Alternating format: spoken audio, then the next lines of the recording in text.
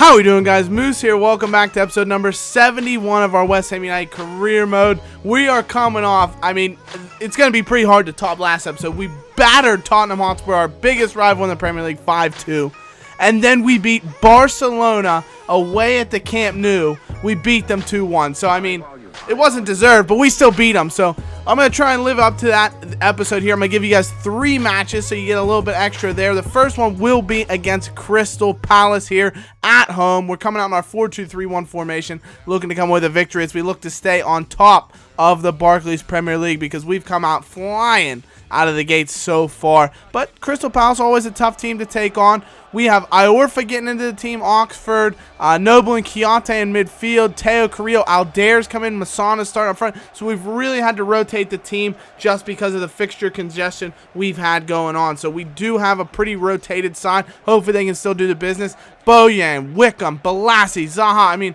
That attacking foursome is fearsome. It's a fearsome foursome that Crystal Palace have to run out against us. Of course, they got Kabay on the bench. Well, so some decent teams. We are the best defensive club in the league, though, so hopefully that means we're not going to see anything from Crystal Palace in the back of our net.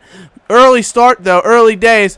Balassi does really well to find Bojan here. He decides to hit one from about 28 yards. I would just guesstimate. I'm like a surveyor. 28.43 yards. But Bojan can't beat Jack Butland, who had the game of his life against Barcelona. If you haven't watched it, go back and do it because it is beautiful. Teo, though, after a 2-goal performance in the last episode against Tottenham, looking to add to his tally, but unfortunately, McCarthy makes a really good save to keep him out. 35th minute now. Carrillo, who also put up a brace against Tottenham Hotspur, he lays off to Chiante. He's trying to find Aldair, turns inside the defender, but unfortunately, his shot is blocked, and MacArthur's able to just pick it up. Noble on the 44th minute finds Masana, the youngster. He's got plenty of Premier League goals already, but he doesn't add to his tally. McCarthy, like a brick wall, unfortunately. He's the Green Monster. If you don't know about the Green Monster, Google it. Fenway Park, big green wall. That is McCarthy right now. He is seeing soccer balls that are as big as beach balls right now. Another really big save. We do win a corner from that save on Lacazette, who's come on as a sub, but unfortunately Brooks' header goes straight to McCarthy. Another final roll of the dice here. Noble whips the ball towards the back post. Masana heads it, but that is a sublime. McCarthy is unconscious right now. He doesn't even know where he is. He's going to wake up at the end of this match. He's been blacked out. He's going to wake up and go, what happened? They're going to say, you shut down West Ham United. Masana goes through, forces McCarthy into another good save, but unfortunately the flag goes up for offsides, and we can't break through yet again. Final roll of the dice, though. Iorfa into Chiante. He's going to decide to strike it from about 20 yards straight down the throat of McCarthy, and that would be all she wrote. We never break the deadlock. We always look to be the team that would take the lead, but unfortunately we just weren't able to do so. Man of the match for me. Nobody really stood out. We dominated possession, 6-2 shots on target.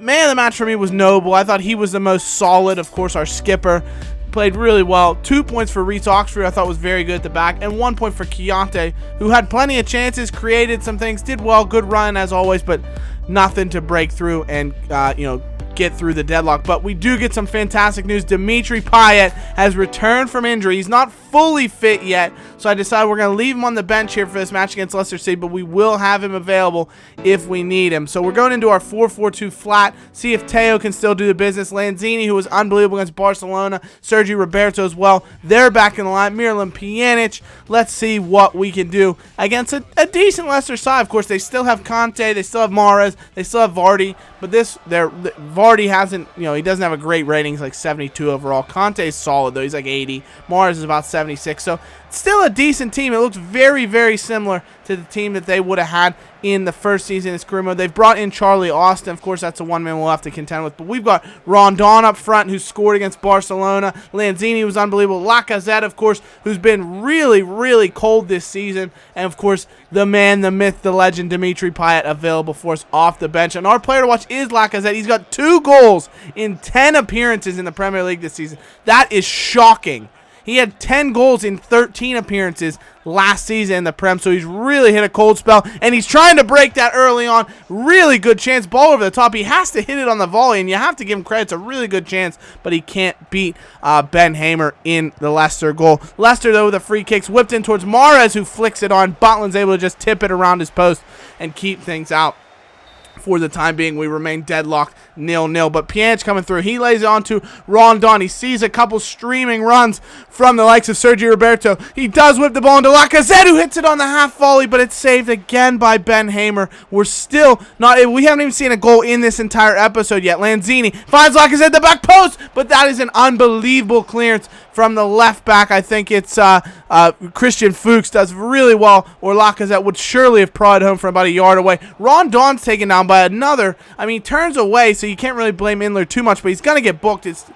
Should be booked. But Rondon, another injury. It's getting absolutely sickening that he keeps going down with injuries. He got injured, remember, his first match for the club, missed a bunch of time, finally came back against Barcelona, and now he's out yet again. So that is just ridiculous. Masana's going to have to come on and see what he can do in place of the injured Rondon. Teo whips the ball to the back post. He had Masana there, but he couldn't find him. We still haven't found a goal yet in this episode. Pjanic, now to Teo. He lays it through. Sergio Roberto, the former Barcelona man, puts it straight down the throat of the big bearded keeper for Leicester, and he bats it away. Good chance now for Lawrence here. He tries his best Dele Alli impersonation, but Ogbonna comes over and makes a fantastic block. Late doors, Masana on the 77th minute. His chance to go through, and Hamer, somehow he just swats at it like a bear, diving towards that ball and keeps out. We do win the corner, though, and Pjanic would have to whip it in, trying to get us a goal. Both keepers have been in top form. Hamer, 10 saves, Butland, 9. So they've both done really well. It's whipped in, looking for Roberto, takes it down, strikes it.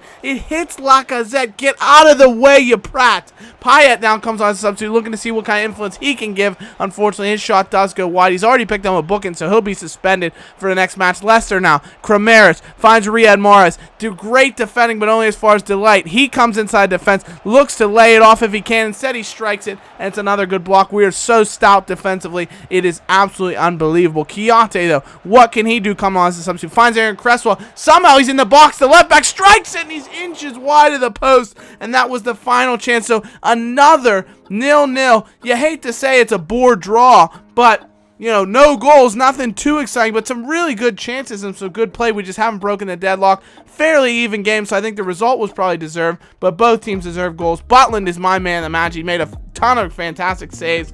2 Moose's my air points are going to go to Miralem Pjanic, who I thought played really well in the center of the park, and FIFA rewarded him with a good rating. And 1 point to Aaron Cresswell, who nearly won it for us late on in that matchup. But we're playing well. We just need to find the breakthrough, and with a Champions League match coming up in the next one, that's got to be the time to do it. We are, of course, top of the group after beating Barcelona, but we're going to have to contend with Rondon out for 9 days.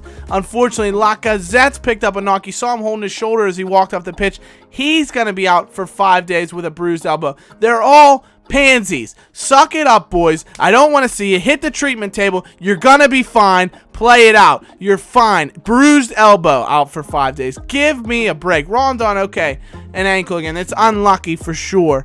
But, shake it off. Let's go. Masana's now up to 75 overall, so hopefully he can continue to progress and start banging in the goals for us yet again like he was doing earlier in the campaign. He's already got 4 or 5 in the Premier League. But we do take on AC Milan, of course. We're back in that 4-2-3-1 formation. The 4-4-2's done well for us, but it's nice to be able to have these options to rotate because of the quality of players we have.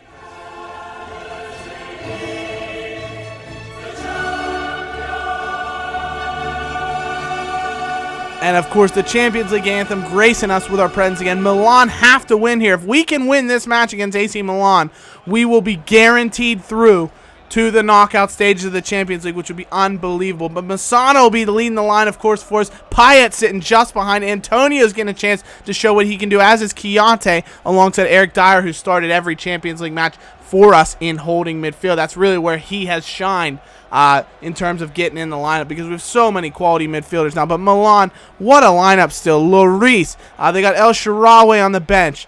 Bacca, Menez, Verdi, Montalivo, Bonaventura is so good. Desciglio is a fantastic left back. They just have a really, really solid team. The fact that we just destroyed them last match 3-0 when we took them on the reverse fixture, they're surely going to want to counter that particular opportunity. Masana creates a really good chance with a good down save from Lloris, and it goes over the head of Chiate. But we're on the attack yet again. We're coming forward in numbers. Masana with a really good chance that ends up being headed away by the AC Milan defender. But their first chance in the 23rd minute, Bonaventura sprays the ball wide to Montalivo, flicked on for Verdi. He does go for the acrobatic strike, but it is high, wide, and not very handsome. Doesn't beat Jackie Butland. Cresswell now in the 40th minute. He decides to strike from range, but's not able to test Lloris in a good position for him to try and go top corner. Antonio on the 45th minute. He turns inside of Alex. We know he's got the pace to beat him. Finds Cresswell. He's in a chance that he could score, but instead he tried to lay it off to Masana. Comes away only as far as Chiate. Poor cleared. Strikes it! Oh my word. When will we see a goal in this episode? 3 matches so far, and we still haven't seen a goal. Payet, though, some lovely control to somehow find his way into a goal, and Lloris with the save on Dimitri Payet, who's pulling the strings right now. Can he put the ball in the back of the net? Well, he's going to have another chance as Correa plays an unbelievable ball. Payet with one touch, out of his feet. Dimitri Payet! We've got Payet. Dimitri Payet. I just don't think you understand.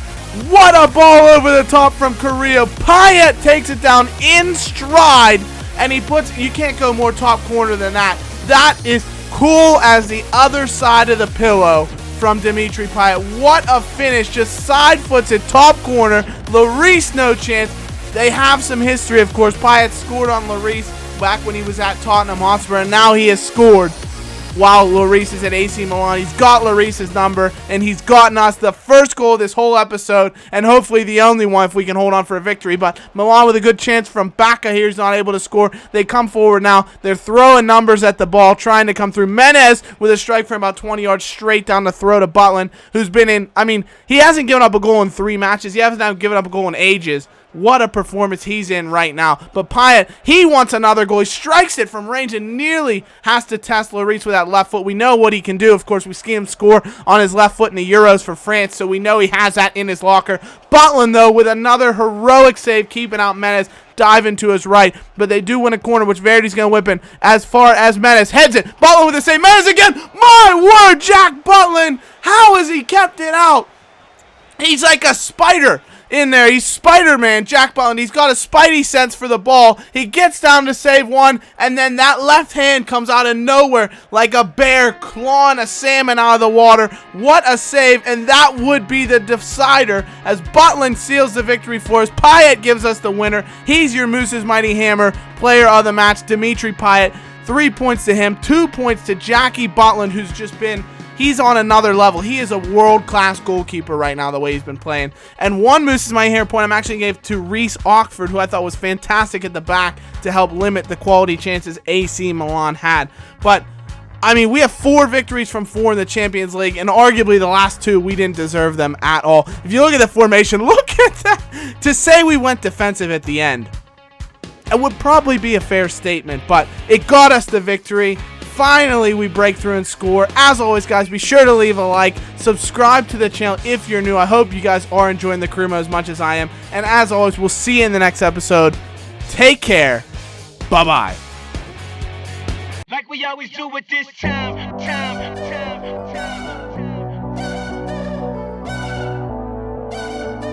I got to shine.